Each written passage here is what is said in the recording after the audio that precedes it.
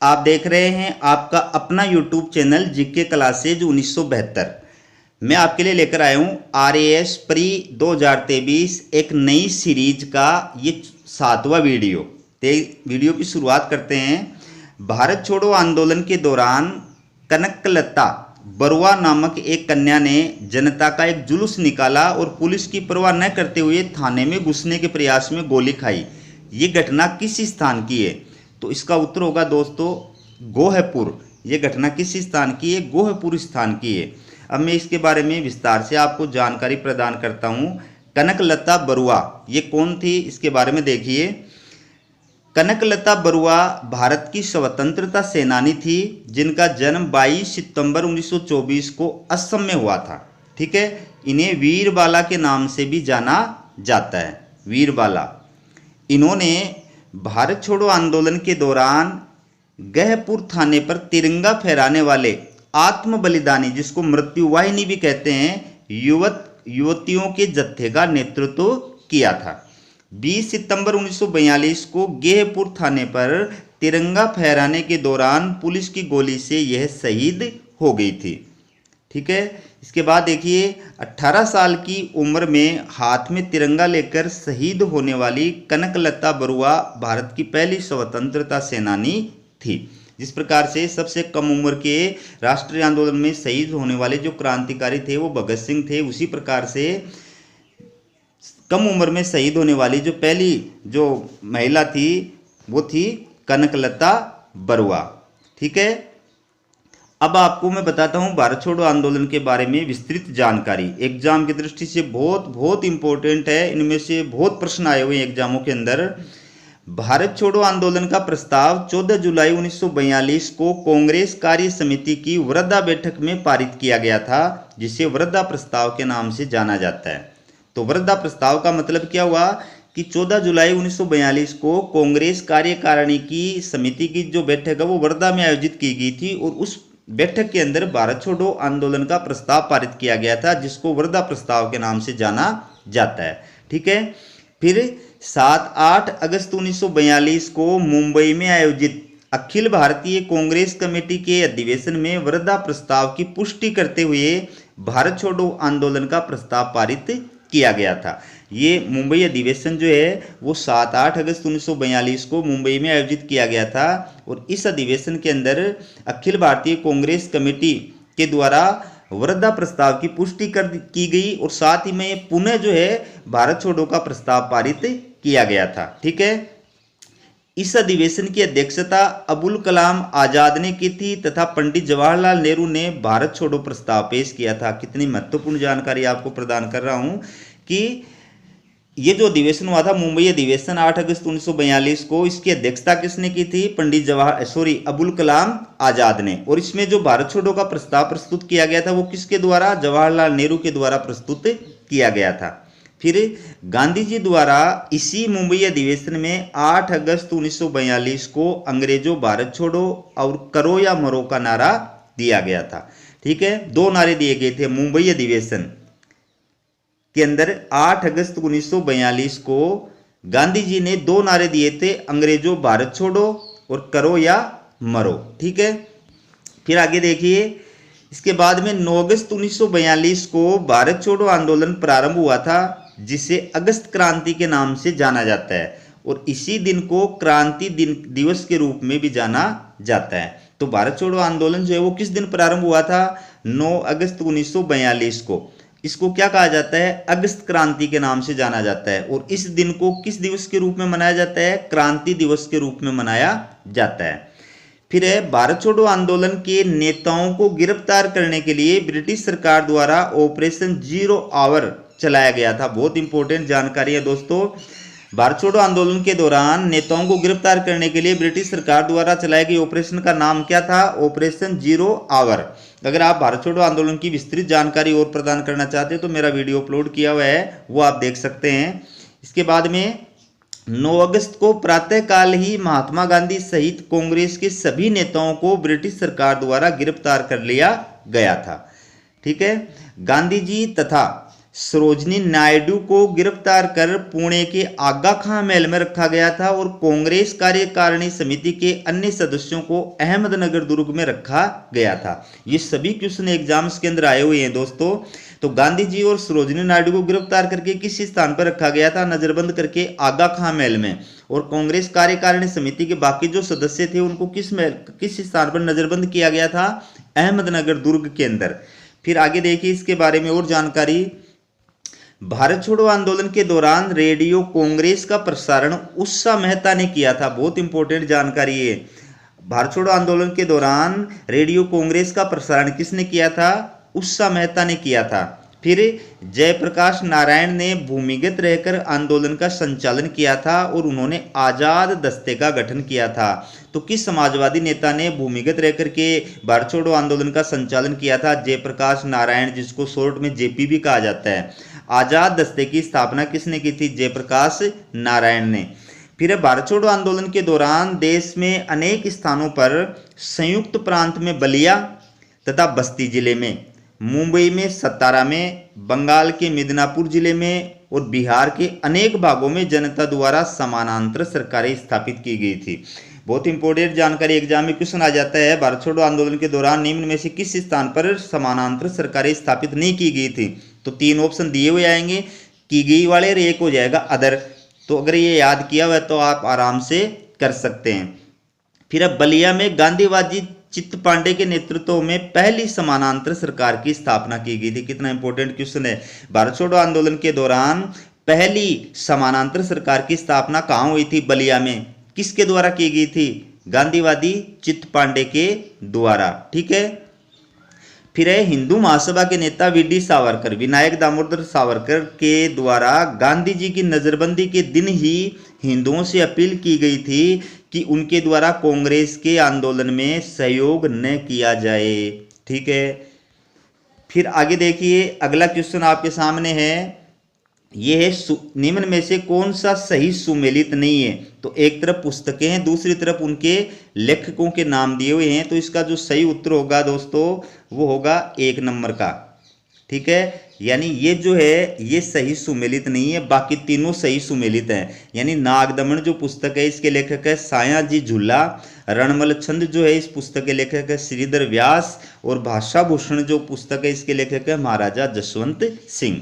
अब मैं आपको इनके बारे में विस्तृत जानकारी प्रदान करता हूँ। ये आप देख सकते हैं। सबसे पहले अपन बात करेंगे श्रीधर व्यास की। तो श्रीधर व्यास पश्चिमी राजस्थान के 14वीं-15वीं शताब्दी के कवि थे। उन्हें उनकी ऐतिहासिक और वीरतापूर्ण कविता रणमल छंद के लिए जाना जाता है। ठीक है। रणमल छंद श्रीधर व्यास लिखित है। उनका संबंध राठौड़ राजपूत शासक रणमल से है। ठीक है ना। राठौड़ राजपूत शासक रणमल। इस ग्रंथ में इडर के रणमल और पाटन के जफर खां के युद्ध का वर्णन किया गया है। ठीक है।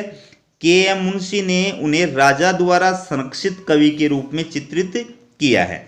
किस कवि को राजा द्वारा संरक्षित कवि के रूप में चित्रित किया गया है? तो उत्तर जो है वो आपके सामने है। ठीक है। किसने किया है? तो उत्तर हो जाएगा के.एम. मुंशी ने। फिर अगला जो कवि है वो आप देख सकते हैं साहित्यकार जो है सायाजी झूला। बहुत इंपॉर्टेंट जानकारी है दोस्तों। सायाजी झूला देखिए, सायाजी झूला महान दानी और परोपकारी भक्त कवि थे।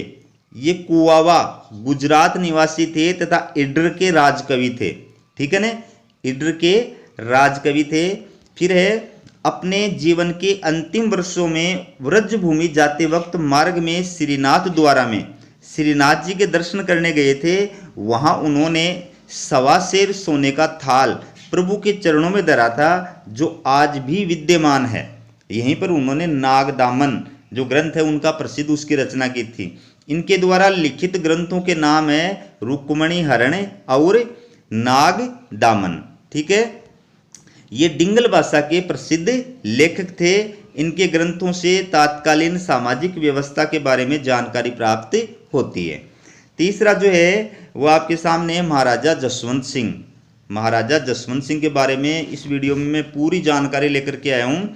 महाराजा जसवंत सिंह प्रथम मारवाड़ के शासक थे जिन्हें 1638 में मुगल सम्राट शाहजहां ने आगरा में 4000 जात एवं 4000 सवार का मनसब देकर मारवाड़ का शासक स्वीकार किया था। इन पे बहुत एग्जाम के अंदर क्वेश्चन आते हैं दोस्तों। तो जब ये गद्दी पर बैठे थे, मारवाड़ के शासक बने थे, तो शाहजहां ने इनको कितना जो है जात और सवार का मनसब दिया था? 4000 जात का और 4000 सवार का। ठीक है, किस वर्ष गद्दी पर बैठे थे? 1638 के अंदर। ठीक है, फिर है 30 मार्च 1640 को महाराजा जोधपुर पहुंचे, जहां अपनी गद्दी नशीनी का उत्सव मनाया गया था। तो इनको शासक जो बनाया गया था वो आगरे के अंदर बनाया गया था मुगल सम्राट शाहजहां के द्वारा, लेकिन बाद में 30 मार्च 1640 को ये जोधपुर आए और वहां पर उन्होंने अपनी गद्दी नशीनी का उत्सव मनाया था। 1648 में मुगल सेना के साथ कंधार आक्रमण का नेतृत्व करने के उपलक्ष्य में मुगल सम्राट शाहजहां ने उनके मनसब की संख्या बढ़ाकर के 6000 जात और 6000 सवार कर दी थी। ये भी याद रखना कि कंधार आक्रमण का नेतृत्व करने के उपलक्ष्य में बाद में इनकी जात और सवार बढ़ा दिए गए थे। 6000 जात कर दी गई थी और 6000 सवार कर दी गई थी। ठीक है, इसके बाद देखिए उत्तराधिकार युद्ध। ये आपको पता ही है, शाहजहां के चारों पुत्रों के मध्य हुआ था। उत्तराधिकार युद्ध के दौरान 1658 में धर्मत के युद्ध में इन्होंने शाही सेना की ओर से दारा शिकोह के पक्ष में युद्ध किया था। एक तरफ जो है दारा शिकोह की संयुक्त सेना थी, एक तरफ जो थी औरंगजेब था। तो इन्होंने औरंगजेब के विरुद्ध उत्तराधिकार युद्ध में किसका नेतृत्व किया था? दारा शिकोह की शाही सेना का सहयोग किया था और ये धर्मत का युद्ध हुआ था। धर्मत का युद्ध कब हुआ था? 1658 में। ठीक है, आगे की जानकारी तो और भी आपके लिए रोमांचकारी है। देखिए, उदयपुरी रानी, जिन्हें महारानी महामाया के नाम से जाना जाता है, जोधपुर नरेश जसवंत सिंह की पत्नी थी। ये भी ध्यान में रखना अच्छी तरह। अब इनके बारे में क्या एक कथा है वो देखिए आप। कहा जाता है कि जब धर्मत के युद्ध में शाही सेना की पराजय के बाद महाराजा महल में पहुंचे तो महारानी महामाया ने किले का द्वार बंद करवा दिया और संदेश भेजा। क्या संदेश भेजा? राजपूत युद्ध से या तो विजय लौटते हैं या वहां पर मर मिटते हैं। महाराजा पराजय के बाद लौट नहीं सकते, ये कोई अन्य व्यक्ति है। देखिए, ठीक है ना। फिर देखिए, उत्तराधिकार युद्ध में औरंगजेब की विजय के पश्चात आमेर के महाराजा जय सिंह प्रथम की मध्यस्थता से औरंगजेब और महाराजा जसवंत सिंह के मध्य मनमुटाव कम हो गया था और औरंगजेब ने उनके खिताब और मनसब बहाल कर उन्हें 1659 में गुजरात का सूबेदार बना दिया था। ठीक है, तो किन की उत्तराधिकार युद्ध में औरंगजेब की विजय हुई थी, आपको पता ही है। फिर औरंगजेब और महाराजा जसवंत सिंह के मध्य सुलह किन के मध्यस्थता से हुई थी, किन के प्रयासों से हुई थी? जय सिंह प्रथम के प्रयासों से हुई थी, आमेर के महाराजा जय सिंह प्रथम के प्रयासों से। तो उसके बाद में औरंगजेब ने उनके जो मनसब थे, वो जो उनका सवार था, वो सारा कुछ उनको वापस लौटा दिया और 1659 को उनको जो है गुजरात का सूबेदार बना दिया। इसके बाद देखिए आगे क्या होता है। महाराजा जसवंत सिंह को बाद में औरंगजेब ने शिवाजी के विरुद्ध दक्षिण में भेजा, जहां इन्होंने शिवाजी को मुगलों से संधि करने हेतु राजी किया तथा शिवाजी के पुत्र संभाजी को मुगल दरबार में लेकर आए और दोनों के मध्य शांति संधि करवाई थी। कितनी महत्वपूर्ण जानकारी प्रदान कर रहा हूं दोस्तों आपको। ठीक है, आगे देखिए। 1678 में महाराजा का जमरूद अफगानिस्तान में देहांत हो गया था। इनकी मृत्यु पर औरंगजेब ने कहा था, आज कुफ्र यानी धर्म विरोध का दरवाजा टूट गया है। किसकी मृत्यु पर औरंगजेब ने कहा था आज कुफ्र यानी धर्म विरोध का दरवाजा टूट गया? महाराजा जसवंत सिंह प्रथम। ठीक है, फिर है महाराजा जसवंत सिंह की मृत्यु के बाद कोई जीवित उत्तराधिकारी नहीं होने के कारण औरंगजेब ने जोधपुर राज्य को मुगल साम्राज्य में मिला लिया था। इसके बाद में लास्ट देखिए आप, महाराजा जसवंत सिंह विद्यानुरागी भी थे। उन्होंने भाषा भूषण, अपरोक्ष सिद्धांत, सार, प्रबोध चंद्रोदय आदि अनेक ग्रंथों की रचना की थी। इनके दरबार में सूरत मिश्र, नरहरिदास, नवीन कवि बनारसी दास आदि रहते थे, जिन्होंने अनेक ग्रंथों की रचना की थी। अब क्वेश्चन एग्जाम में कैसे भी आ सकता है, निम्न में से महाराजा जसवंत सिंह द्वारा रचित ग्रंथ का नाम नहीं है तो 3 उनके ग्रंथ दे देंगे, 1 नहीं देंगे। ठीक है, निम्न में से महाराजा जसवंत सिंह के दरबारी कवि कौन नहीं है तो 3 दे देंगे, 1 नहीं है। इस प्रकार का दे देंगे तो ये नाम आपको अच्छी तरह याद रहने चाहिए। इसके बाद देखिए महत्वपूर्ण जानकारी, नैनसिरी ख्यात और मारवाड़ प्रगनारी विगत जैसे प्रसिद्ध ग्रंथों के लेखक मूणोत नैणसी जोधपुर के महाराजा जसवंत सिंह प्रथम के दरबारी और चारण थे। कितनी महत्वपूर्ण बात है। मूणोत नैणसी जोधपुर के महाराजा जसवंत सिंह प्रथम के दरबारी कवि और चारण थे। इनके द्वारा लिखित प्रसिद्ध ग्रंथ कौन कौन से? नैणसी ख्यात और मारवाड़ प्रगनारी विगत। ठीक है। रूपाधाय जोधपुर महाराजा जसवंत सिंह की धाय थी। ये भी याद रखना, जोधपुर महाराजा जसवंत सिंह की धाय कौन थी? रूपाधाय। या रूपाधाय किसकी धाय थी? तो उसमें 4 ऑप्शन दे देंगे शासकों के। तो जसवंत सिंह प्रथम। फिर है महाराजा जसवंत सिंह ने औरंगाबाद में जसवंतपुर नगर बसाया था तथा आगरे के निकट राजपूत मुगल शैली का कचहरी भवन बनवाया था। ये 2 इनके स्थापत्य कार्य हैं। एक तो जसवंतपुरा नगर इन्होंने बसाया था औरंगाबाद में, और दूसरा इन्होंने कचहरी भवन बनवाया था जो मुगल राजपूत शैली का उदाहरण है और यह आगरे के निकट स्थित है। तो दोस्तों वीडियो कैसा लगा कमेंट करके जरूर बताइएगा। चैनल को सब्सक्राइब नहीं किया तो चैनल को सब्सक्राइब कर लीजिए। हमारा वीडियो देखने के लिए आप सभी दोस्तों का बहुत बहुत धन्यवाद।